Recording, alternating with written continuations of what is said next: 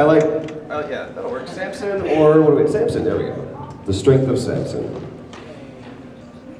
Ding, ding, ding, ding, ding, ding. I love all the synchronized camera phones being recorded. It's the sound of your ultimate humility. Huh? Oh, I'll fall. Just because you said that. Wow, okay, so who hasn't gone to bed yet? Oh, sweet delirium. That's good. It's great. Everybody had a good night? We had a good night? What did we do? What was going on last night? Disney sing-along. I can show you the shining ship. Oh man, what Aladdin did. Do you guys know, who's old enough to remember Aladdin being in the theaters? Do you know that was one of the first movies to still be in theaters when it came out on video? Yeah, it ran for almost a solid year in the theaters. It was crazy. And Disney's known for their moratorium. It's like, this will be on DVD 10 years from now. But Aladdin is still not on iTunes. Like, you can't find it. It did its original VHS and maybe DVD release like 10 years ago, whatever, 15. Oh God. 20, I thought in 2013 it would have been the 20th anniversary of Aladdin, and it's still not out. Like, Lion King is out, everything. That's one of my favorite, like, I fell asleep to that movie. I fall asleep watching movies, and especially I love falling asleep to like animated stuff. Atlantis, perfect to go to sleep to. It's great. It's underwater. It's cool. I love that. Yeah. And I totally freaked out the first time I met Cree Summer. I was like, "Huh? You're Kita." She's like, "Yeah." Can you sign it? No. Oh. So anyway, good morning, guys. Thank you for showing up. And here are the executors of your doom walking in. They'll be murdering all of you. Remember, guys, we're polite when we kill. Thank you. Not like last time.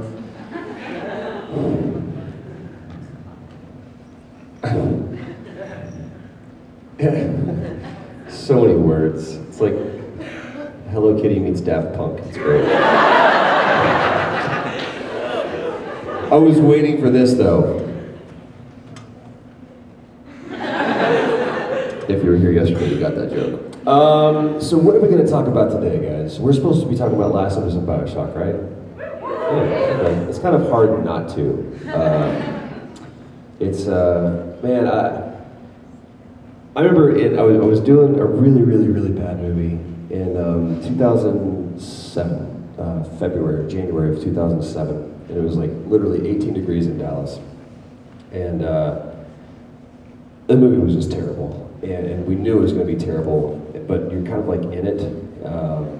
It's like if the Titanic had pulled away from the gangplank and someone goes, "It's gonna sink!" You're like, "Well, I can't." You're on it, right? So you're polishing the brass as it's going down. But I'm doing this movie, and a buddy of mine, I moved to LA at the time, and I was back for this, and I said, I'm just dying on set. He goes, "Well, tell you what, how about I get this? The PS3 just came out. The fall of 2006. And he goes, "Tell you what, I'll let you borrow my PS3, and there's this game that I want you to play. You've got to play it. It's really, really cool. It's called Uncharted."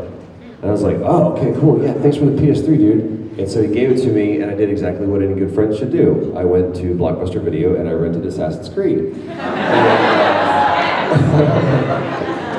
Played the ever-loving piss out of that game, and beat it, and I didn't platinum it or anything, but I did just, because getting through it was just enough. Yeah, I accomplished that. There's your friend over there. He's waving back in the, there you are. I got you. That's amazing, by the way. Yes, the gender swapped Booker and Elizabeth. Booker catch. That's great. It was a fantastic little sidebar. We were walking outside, and there were Booker and Elizabeth from Infinite met Booker and Elizabeth from Burial at Sea, and they were just like, "Oh!" And it was like they touched hands, and it was like then the universe exploded. Always a lighthouse, and that's where the heroine is. where the meth is. Post-Breaking Bad culture. So, I finished Assassin's Creed, and I look over at this lonely disc that's sitting there in this chart, and I'm like, yeah. And changed my life. I finished the game, and I was like, that's why aren't there more things like this? That's incredible. And I emailed the sound department of Naughty Dog, who later I would actually meet. He goes, "You were the one that sent that email?" I just listen. I just want to say what you guys did was fantastic. And I never said I'm an actor. I want to do anything for you. I just want to let you know that what you accomplished was brilliant. And thank you for such a wonderful experience. And when I started finally getting into doing more games, I remember they were doing Uncharted 2. And I was working on some game at Technicolor, and there's 2 studios, and they were right down the hall, and they were recording all the in-game VO and everything, and I remember just like peeking in through that one little small sliver of window and just being, red shirt. All I wanted to do was die in the game. All I wanted to do was die in the game. And cut to a few years later, I get an audition for a new game, codenamed T1. And the character's name is Joel. And it's Thanksgiving. It's Thanksgiving, actually. I'm driving down to my friend's parents' house. We're going to have Thanksgiving dinner. And I'm on the phone with my agent, and I am pissed. Because I see the breakdown for the character, I'm like, okay, so I finally get in front of Naughty Dog, and the character I'm going to audition for is like in his 40s, and this is like right after Final Fantasy, so I had like, you know, Shin Mega Tensei hair. I mean, it was crazy bleach blonde, and that's for me probably. And I was so angry. I was like, why would you put me in front of these people? And so I look at the material and I was like, I've got to find a way that I can connect myself to this, because even if I don't get it, I've got to show them that I'm good, because then maybe they'll hire me to be one of the guys that Nate shoots off of a building. And I go in there, and I read this one thing in the audition sides, and maybe if you're here yesterday you heard this. I say this a lot, but there's one line, on an audition side, typically you get like an artist concept drawing of the character, and for this it was, I don't know if you remember, it's kind of the picture of him kind of looking a lot like, what's the character's name? Shane West, the guy that's in Salem now, and whatever, he looked a lot like that guy. And green shirt and jeans, and it says, you know, he's 6 foot, every video game character. Every character model is built at 6 or 6'1". For some reason, that's just like the universal height of men. So he's like sitting like great, taller than that. Brown hair, green eyes, and then a blurb. I don't even think it said he's from Texas. And there's this one line that says he has few moral lines left to cross. Few moral lines left to cross. Wow. What does that mean? And you start asking yourself questions. And then the audition scene was, and this is on the remastered thing, I think, my audition.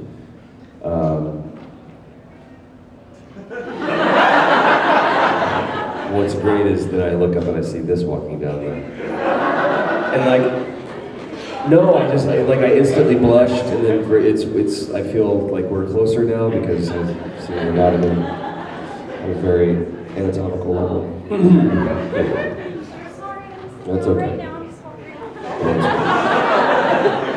You're awesome, I'm sorry. Oh, you're awesome. So many jokes going through my head right now. And every single one of them is terrible. How old are you? I'm 22. Okay, I can tell some of them. So anyway, I won't. They're all terrible. Just terrible. Where was I? Audition. So the scene is, it was written specifically, Neil has a tendency to do this, he writes scenes specifically for the audition. It works better mechanically, it's better we gotta get through this quickly, or in this scene, when we finally get through this, going to be more people in this scene, but right now we just auditioned 2 people. We've already cast Ashley, and so I'm reading with her. And it was a scene where, there was 2 scenes. One of them was, she almost gets killed because she's trying to save her Walkman. And, which scenes I read there, but it was actually this really, really cool scene. And it was just this really great moment. For some reason I found, like this voice just came through and I just understood who he was. He was this guy. And we get through with it. And the first thing I did when I walked in, I saw Ashley. Never met her before, knew who she was. I walked in, I was like, can I just, she looked like she had just been through hell. Like you have to understand, you do an entire day, and especially with the intensity of these scenes, of guys screaming at you. And it's not like, that was fun. She was just, you could see her putting on the smile. She's like, hi. I was like, can I just give you a hug? She goes, yes. And so I gave her a hug, and it was like literally, and I was like, oh, I'm Troy. She's like, I'm Ashley. And it was just instant. I was like, I love this girl, and I love Ashley so much.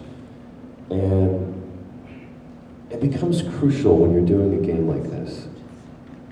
You can't fake that. You can't fake, and that's not anything to my credit. If anything, it's to Ashley's credit for being such a warm and open person. But the relationship that Ashley and I have was forged through fire of that game, because we got really vulnerable and really open and naked. Because you bare your soul. Because when it's not working for you, when the scene isn't working, that's very humbling, and that's very, in certain light, humiliating, because you're not good enough. You can't make it work, and you're sitting in that with somebody else, and nuts. I'm just ADD, so I hear like anything, I'm like, what? So, the relationships, both inside and outside, trusting your director. I mean, here comes Neil Druckmann, worked on Uncharted 2. I mean, he's been with Naughty Dog for over 10 years, and so he's worked on Uncharted 1, Uncharted 2,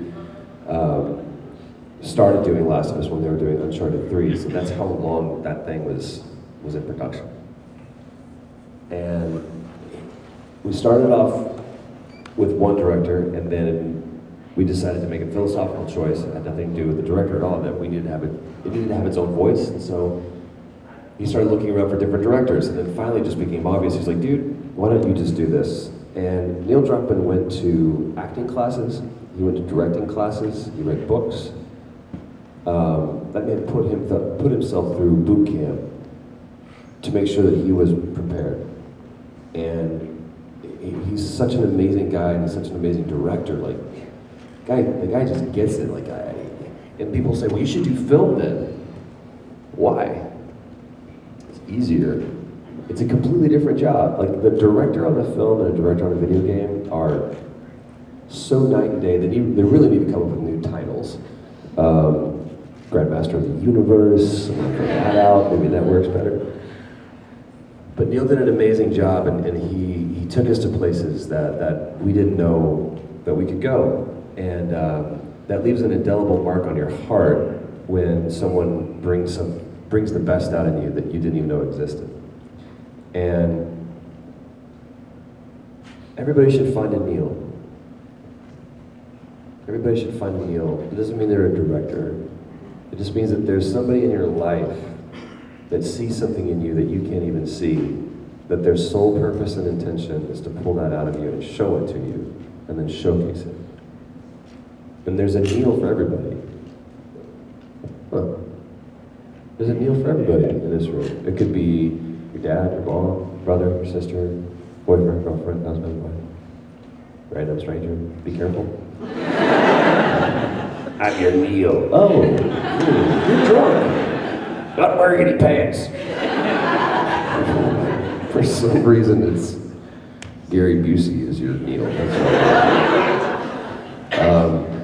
So find your Neil, find your Ashley, find your Ellie. Find out what your purpose is. At the same time, we're doing Bioshock Infinite. And I walked into that audition, completely different thing, ironically, back at Technicolor. And they're cycling people through. And it's a small community. A lot of times, some games will reach outside the normal spectrum, and they're auditioning people. You're like, you're on an episode of Arrow. Or I've seen you on CSI as the dead guy on the table. Because we want to branch out to TV and get some TV actors instead of just these normal actors. Okay, the TV actors suck. Let's go and bring in the normal actors that we got. Not all the time. I mean, I've worked with some fantastic people that really love breaking into W. Earl Brown, who played Bill in Last of Us. He's like, I'm a gamer, I'm eating this shit up, it's amazing. But then we go over to Bioshock and it's like cycling through people, and you're sitting there, I mean, this close to Yuri Lowenthal going, hey bud. You know, and it's like, good luck, you know. And they're Troy go in with Emily, okay, Emily go in with Yuri, okay, Yuri go in with Emily, and it's like, you know, all this back and forth, and finally it's like, okay, Troy, you go in with Courtney. Okay. And so Ken is this talking head on a Skype screen, because he's back in Boston. Hey, Courtney and I just start reading with each other, and Ken's like, okay, we've lost our Skype connection, give us a second, because Skype always works perfectly. Because hang on, we're gonna reset, and we'll come back and we'll do another run. And I look at Courtney, she's just 1K tone, completely blank, just boom. And I was like, are you okay? She's just, yeah. Hi, how are you? Like, are you know, she's like, I have no idea what I'm doing. No idea what I'm doing. Not like she didn't know what she was doing, like on a you know, emotional level or whatever, or like in life, like philosophically, but she was like, I just, what do they want from me? I thought this was gonna be like, we're gonna move around, and I'm just, you want me to stand here, but they want me to act with you? I don't know what's happening. I was like, it's cool, just talk to me. Let's just talk to each other. And she was like, yeah, but I don't know these lines. I was like, I change almost every word in every script. I'm terrible. Writers hate me. I just burped just then, if you guys didn't know that. You see that stroke that I had just there? It's like when somebody has to yawn, but they don't. It's like 3 o'clock in the morning, you've been drinking all night, and they still feel embarrassed to yawn in front of you, like, yeah, man, that's great. No, the story's incredibly compelling. Tell me about the time you were in 3rd grade. It's like trying to hold in a sneeze, man. Sometimes you just gotta go, hang on. Let Chewbacca out. Great, if our yawn sounded like that. And then we would always think that, like, Chewie was the sleepy dwarf. It was nice. I don't know where I'm going with this. Anyway, don't lead me down tangents. So Courtney comes in, and we just start having this conversation, and then it just, that conversation grew and grew and grew, and to watch her come out of her shell and really invest herself fully, and good God, man, does she not have to go for it? Such an emotional role. I mean, it was like, if you're not crying, you're yelling. Or being very quiet and introspective. And so it's just like, Ken made that girl jump through hoops, and by the end of it, she was doing pirouettes and flips through it. It was crazy. So anyway, I could go on and talk about this for days, but do you guys have questions about it? I'd love to answer. Yeah, in the back, what's up? Or the middle section. The Last of Us, where the ending, ultimate ending, when you guys are in the what came across your mind the moment she break out in song? Literally, and you can see this if you watch the behind the scenes, the Grounded video.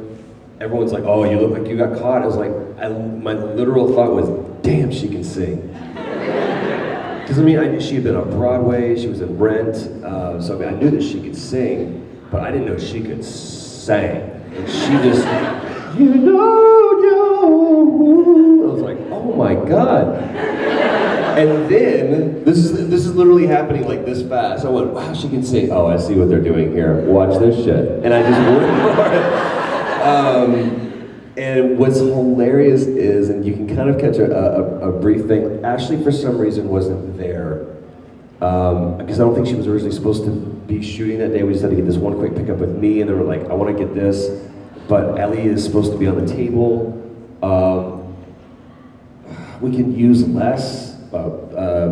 Les Ismore was our stunt double, but he's a mannequin, but it looks, I mean, he's in a suit.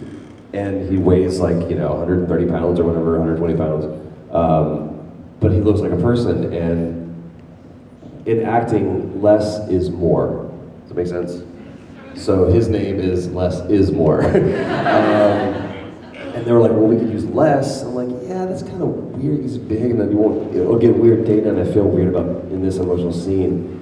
And that day, my wife, first time ever, had decided, hey, can I come to set? I know this is your last day, or one of your last days. Can I come to set and just watch and take pictures? She's an amazing photographer. She's in Africa right now. You know, it's just crazy. So I was like, that'd be awesome. Yeah, you can take these great pictures. And so he's like, I mean, we need someone who's about Ashley's height. And my wife's like, oh no. And Neil was like, Bill, who's our first AD, is Bill, do we have a suit that would, we have a suit that would fit her? And then he started getting surprised. She's like, guys, I really don't have to. And so my wife got to get into a mocap suit and do the rums, and that's who's laying on the table doing that entire thing. Oh, sweet, yes. But if you watch, it looks like she is having a fit because she's trying so hard not to break and laugh and ruin the take because she's laughing her ass off at this thing that's happening above her. So she's just sitting there shaking. It's so great. But yeah, I mean, that's just, it was such a heavy shoot, you know. There were very few scenes that were like, we were having fun in between stuff, and we certainly had our fair share of laughs, but nothing like that. And it was just great. I love that thing so much. And the original goal was to actually fully animate it and either leak it or put it on the disc as a DVD, but I know. And then they did this crazy thing where they're like, we need to finish the game. So we're not wasting hundreds of thousands of dollars, whatever. But I'm still holding out hope that somehow someone will take that and fully animate that, because you kind of want to see it, you know. And then there's talks that somebody wants to take it to Broadway and do The Last of Us the musical. We are clickers. We are clickers. Be fantastic. Anyway, next question. Red shirt. So, in the recent age of video gaming, it's been there's been this bridge of video gaming breaking into cinematic that you and Nolan have been a huge part of. Where have you had to change your presentation or acting style, as well as what have you seen from the video game creator standpoint that has changed? You're too smart. It's evolved, and it's like a tree. If you're not growing, you're dying. And yeah, absolutely. It's not that I changed my presentation. It's just that I allow, hopefully, I'm open enough to learn something from every experience. What have you brought to it that you've had to change from previous experiences? You have to understand story. Like I've really had to learn about story and about character, what that means, making decisions and understanding why that character is making that decision. It's no longer just, oh, you have a cool voice. It's understanding posture and where is this character led from. And the trap is that you can get caught up in all that. You can get caught up in the Meisner technique of acting, as opposed to just the basis of all of it is listening. Just listen. And games are going more cinematic, but That's just the most appropriate or most convenient term for it. Because it's not just cinematic. Because yes, there are cinematic elements that we're putting into it, but it's connective tissue within an incredibly immersive and emergent thing. So that movie always stays in its one place. Games, I mean, they're throwing you around everywhere. It's like, you don't know when you're gonna have control back. Used to before you got that black bar, now that camera just swings back around and you're in it. So I think that what you have to do is you have to constantly allow yourself to evolve and understand the medium that you're occupying it, not try to pigeonhole into one thing. Nolan is such an incredibly gifted actor, and when you watch that man flex, not like this, but when he did David in The Last of Us, I mean, damn. It was so compelling to watch, even in that ridiculous suit, in that blank stage. But he's just so good, man. He's so good. And he is the giant upon whose shoulders we are standing. I mean, he paved the way for a lot of us, first of all, for the story element of a game to be taken seriously. And obviously that's been leading up. The narrative is no new thing. It didn't come out with Uncharted. But that's one of the first games that people stood up and took note and go, wait, ooh, this is just, remember the commercials for Uncharted 2, where the girlfriend comes with a bowl of popcorn. She's like, okay, I'm ready to watch the movie. And the guy's playing Uncharted 2. I'm like, haha. Except now it'd be like the guy becoming and going, okay, I'm ready to watch the movie. And the girl's like, you're annoying. Platinum, okay, go away. So yeah, you just evolve. Don't try and make it into one thing, but I hope I answered your question right. It's a very thought-provoking question, and it's 10:30 a.m. Right side, we'll see my right side people go up. Girl back here. What's your favorite weapon to use in Infinite? Between vigor or gun? Yes? I actually got, the name is escaping me right now, but it's the one shoot. It's the, not a sniper rifle necessarily, but what's it called? Carbine, thank you. Carbine, I'm a sniper, so that was, I like the carbine, and what sucks is, spoiler for everybody. Not the fact that it sucks, but it doesn't suck. Shut up, quiet. The one vigor that I did not max out was Undertow. Not my favorite, didn't like it. I like Murder of Crows, was my jam. Possession, I mean, that was amazing. Except for the fact that, talking to the designers, they go, oh yeah, we really made it to where the two vigors you needed to use on that last airship battle were Possession and Undertow. So I ended up doing this when I got to multiple attempts. And anybody who's like, I played a 1999 mode and beat it the first time. No. I literally was this with my controllers going,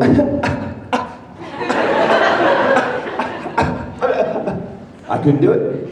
It drove me batty. Because you've got, just everything is happening. It's just a full frontal assault. And you really need Undertow to be able to, yeah. So, Murder Crows, carbine rifle, or Possession, and the big machine gun. Of course, there's nothing greater though. I'm a melee guy, and there's just something so good about getting that sky hook into somebody's face. It's just, it is one shot, one kill. It's just, and it never gets old. Just every time they look at that look on their face where they see it coming, they blink right before, like, ah! So good. Skyhook. Good question. All the way in the back, purple shirt. If you could voice act in any video game, what would you choose? None.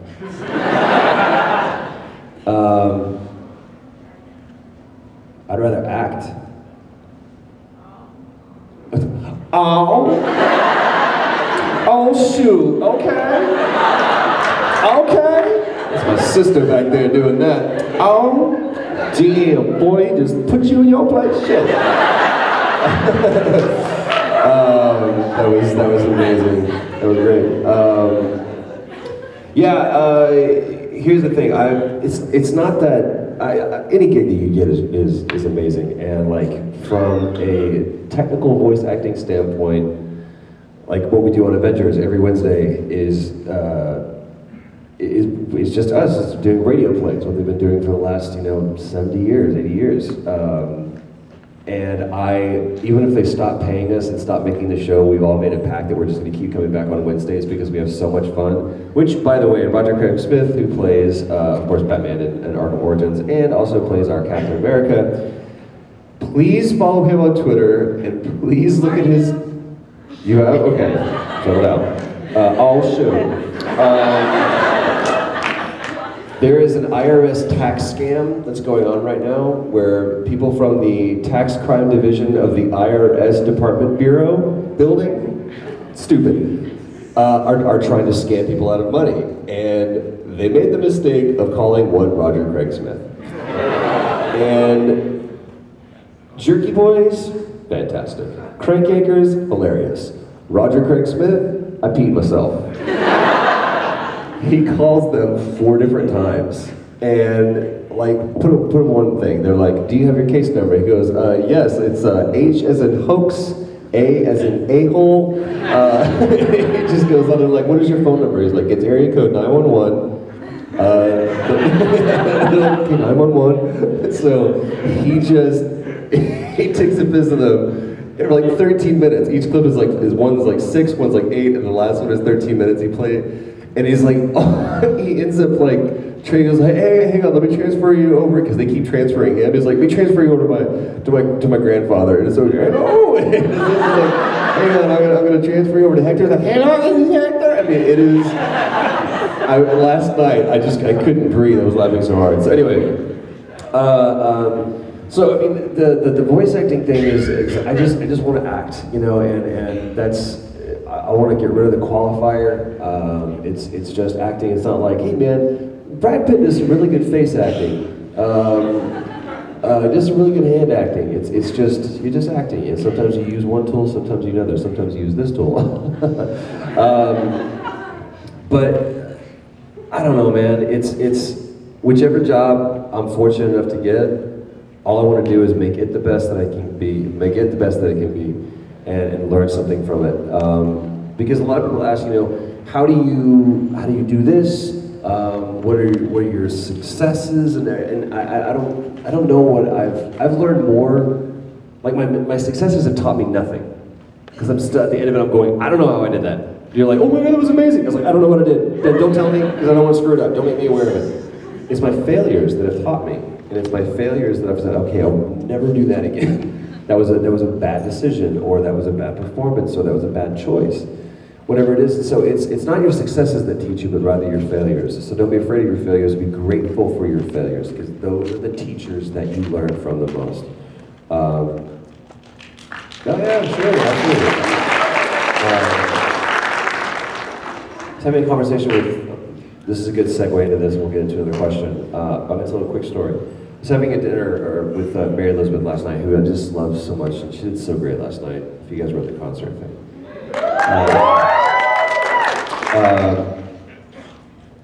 It's so funny how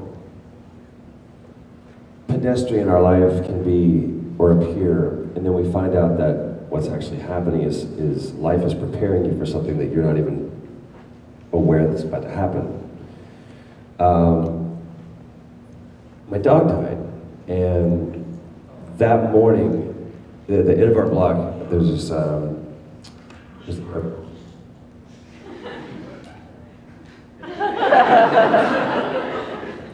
God. Darth Vader is like, there should be so much attack now. So at the end of our block, a producer lives there, and this is really cool guy. I agree. Go through the story, I swear to God. And my dog, his best friend his first best friend was this Jack Russell named Jack.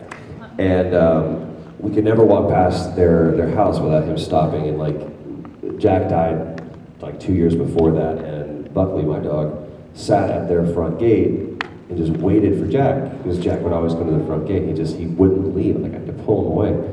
So we always had to stop by Jack's house. And so I'm talking to this producer, and he goes, have you ever heard the parable of the Chinese farmer? I was like, hey, this is a joke? Like, what you're about to tell me is a joke? Or no, I don't know what you're talking about. And so he starts telling me this thing. He says that one day a Chinese farmer is out working his land, and into his pasture this black stallion comes in. And all the villagers go, oh, what good fortune you have. Now you have this stallion, you can stud him out, you'll be a wealthy man, you're financially set. And he says, we shall see.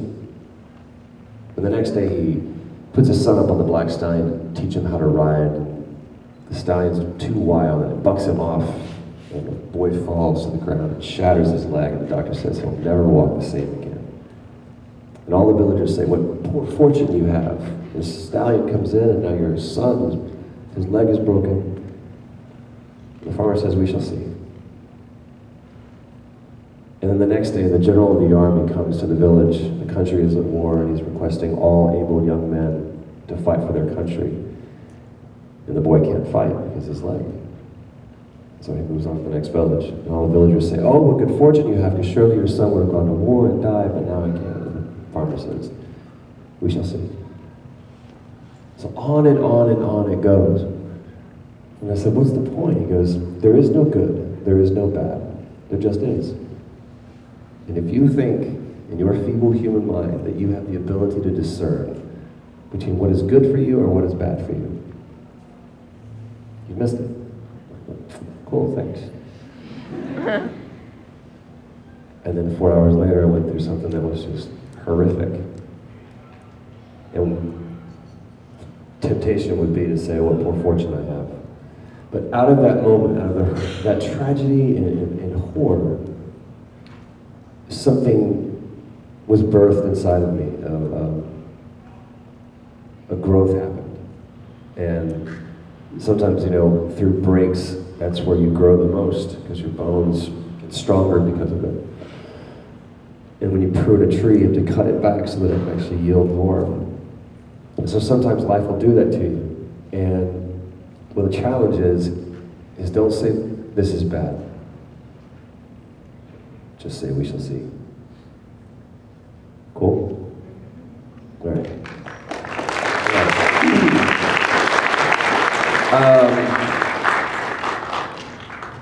That was for somebody here. I don't know who it was. In the back, gray shirt, brown hair, thumb up. I don't know if it's been asked, but I want to ask, how did you like playing the Joker in the Batman game? Oh, I hated it. It was absolutely terrible. What's so funny, man, is when I was first approached for that, everybody auditioned like normal Hollywood schmucks, and but everything is under what's called an NDA, non-disclosure agreement. And somebody's brought that up yesterday. He goes, I'm sure you have NDAs. I'm like, oh, speak the lingo. So a lot of times that's when we say we can't talk about it. We really can't, because that's under penalty of either being sued, fired, or both. So we're not just being like, cheese balls. We really made it. We can't talk about it. So a lot of times they don't even send out the audition sites beforehand. They're like, you have a meeting at 10 o'clock at this studio for Project X. You're like, all right, whatever, we'll see what this is. And then you get there, and a lot of times you're like, oh, or it's, oh. Everybody was like, I don't know what this is, because there was no character name. I think it was Jack White, is who they said they were auditioning for. And only because I was so familiar with the character, like specific samples that they had chosen, I looked and I went, okay, this is from the animated series, this is from Arkham Asylum, and this is from The Killing Joke. I'm like, this is the Joker. And I went in and I immediately wanted to leave, like, because I started kind of building up. It was no longer who's Troy Baker. It's like, oh, Troy Baker. It's like people at least were familiar with me. I'm like, I'm gonna screw this up really bad. And I got in there like before I had a chance to bolt for the door. I was like, Troy. I was like, hey. And like, come on in. I'm like, cool. And they've got a camera set up. They're like, we're just getting facial reference. You just want to, because they're going to try and use your expressions and everything for the character. So it wasn't like mocap, but they were using it for facial reference. I was like, okay. They're like, any questions? I'm like, nope. Pretty good. And she was like, okay, we've got different samples. Is there one specific you want to start with? I'm like, yep. If I'm going to do this. And I figured I had one shot at this, and I'd never heard the killing joke out loud. And so I said, I'm just going to go for it. I was like, yeah, let's skip to like page 6. And they're like, okay. And I was like, this little monologue, this should be a good little thing. They're like, sure, go for it. I just closed my eyes and just went and finished and kind of did the look around, and they were silent. I'm like, great. And I was getting ready to gather my stuff, and I was like, she goes, just give it a minute. Just give us a minute. I was like, oh, okay. And Eric Holmes, our creative director, was in there, and I got it. And I was at a Comic-Con up in the gas lamp and having a beer with a buddy of mine, and he said, how would you like to, or somebody told me, he goes, you need to meet with this guy before you leave. I'm like, I love him, but I don't know if I have time. He's like, you need to meet with this guy before you leave. And so he said, I just want to let you know they're going to make the offer for you to play the Joker. And I went, shut your mouth. And he said, yeah. And I'm like, I think I got to say no. And he's like, what do you mean? Well, why would you say no? Like, because, I mean, like, I'm doing Lego Batman, which is weird. I was already in, Arkham City. I've played Nightwing and Two-Face. If I play the Joker, and it's like, man, people are going to crucify me. And he said, oh, I reconsider, just don't say no carte blanche, because I really, really want you for this, or you think you'd be great for it. I was like, I think it'd be great for it too if I hadn't already done everything, It's gonna be a one-man Batman show.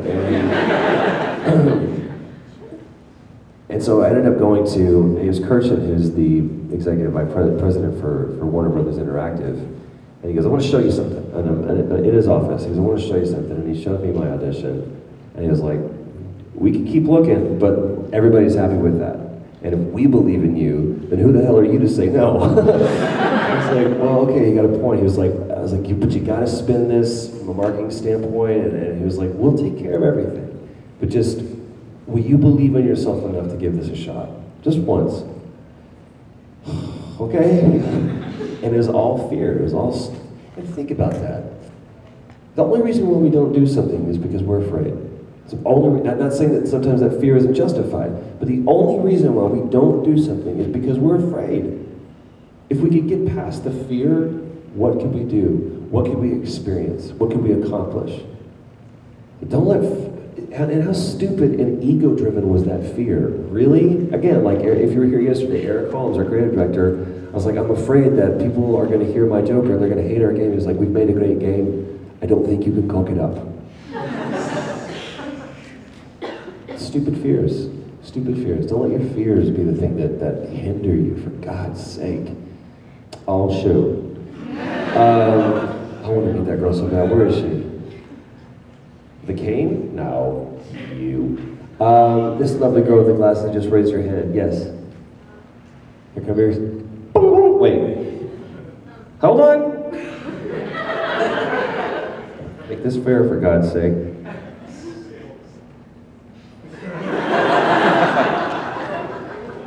Go. When I write the songs, Barry Manilow writes the songs. That makes the whole world sing. Let's gotta find this real quick, hang on. I don't know, Gustavo. I would want Gustavo to do the music. Because what that music, I don't know if it's a joke question, but, or was it? But I just love what he takes on a soundscape, and that music played such a character in The Last of Us. I'd be cool with writing some lyrics for it, That'd be awesome. Yeah, interesting. Maybe you guys make me think. My Ellie, right up here. I have a question about for The Last of Us. You know how Joel's kind of like iffy about Ellie's jokes or Yeah. puns? How do you feel about them personally? Do you think they're funny? Like I have a pun book right here that has them all. Oh God, here we go again. What's so funny is, you know, we recorded those in the studio because those were like all in game. And what a great thing to do to have, like, if you're just, you know, those were idols. If like Joel was just standing around or just wandering around before you hit a certain checkpoint that would trigger something or whatever. To have Ellie just reading this joke book that she found. And it was funny because they had to look to make sure that they weren't doing any kind of copyright infringement or something they really had to pay for. They had to be like public domain puns. It was crazy. But so Ashley's literally reading these a lot of times for the first time. And so when you hear her laugh, like that was what I was laughing at, was that the fact that Ashley was laughing at these own puns. She was like, it's a good one. It's just like a goofball. But all of our, like, her recitation of the puns and my reactions to those aren't acting. It wasn't like, okay, every third one you liked, then make sure the fourth one you say this. There were no lines. I was just like, oh, it's terrible. It's awful. What, you know?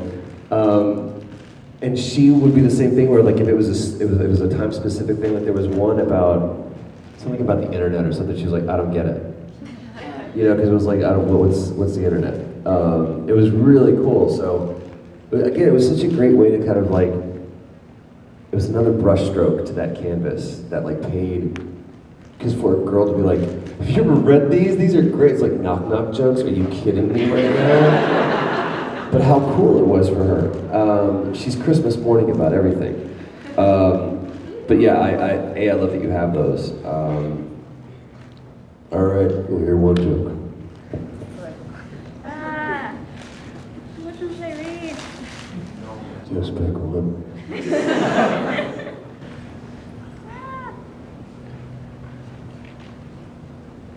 I'll read one. This is what is known in radio as dead air.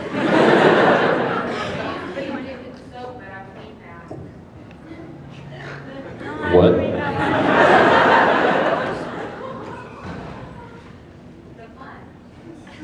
Who says that? What's so great is I hear voices, but then it's just like everyone's blank smiles looking at me. I'm like, perfect place for an assassin to hide. All right, go ahead. I heard two peanuts walk into a park. One was assaulted.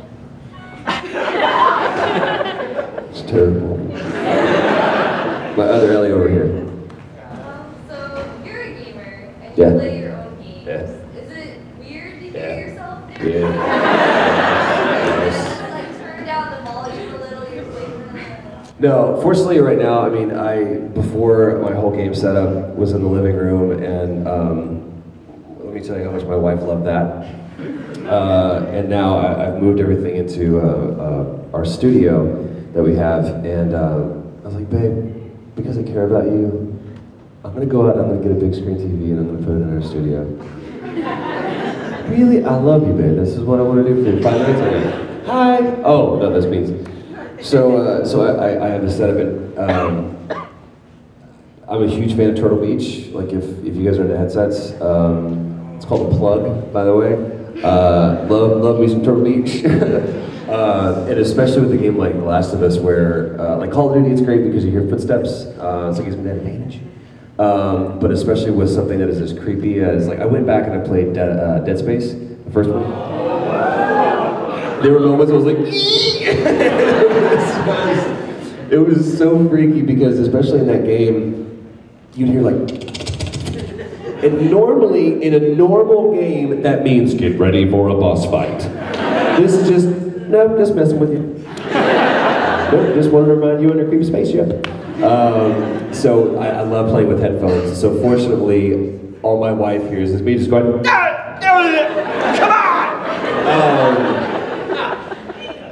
Well, it puts up with so much of my shit, it's great.